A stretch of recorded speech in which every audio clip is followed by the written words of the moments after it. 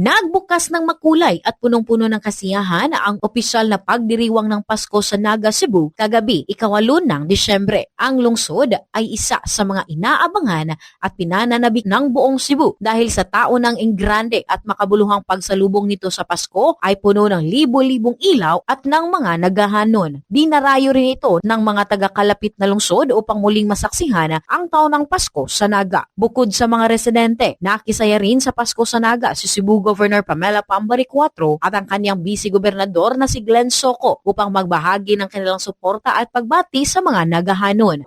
Pinapatunayan din ng Naga na hindi ordinaryo ang kanilang pagdiriwang ng Pasko dahil naghanda sila ng mga pangyayaring magpapatulo ng luha at makakaantig sa puso, hindi lamang sa kanilang lungsod kundi sa buong Cebu. Sa gabi ring iyon, ilang mga hiling para sa darating na Pasko ang natupad dahil sa pagsisikap at pagnanais na makakita ng matamis na ngiti mula sa isang ama na nagnanais makita at makasama ang kanyang nag-iisang anak na nasa Maynila, isang ina at kapatid na nangarap makauwi sa Davao upang makasama ang anak at kapatid na 24 na taon nang nawalay. Gayon din, natupad ang hiling ng mag-ina na magkaroon ng permanenteng matitirhan lalo na't hindi nakakakita ang anak at matanda na rin ang ina. Sa mensahe naman ni Vice Governor Soco, nagpasalamat din siya sa pagkakataong masaksihan ang ganda at walang kupas na sigla ng Naga pagdating sa pagsalubong sa Pasko.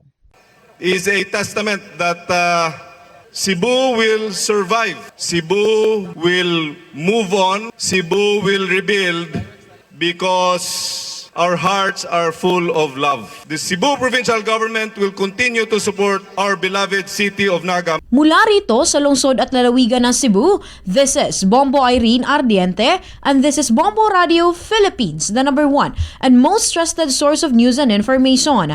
Basta Radio. Bombo!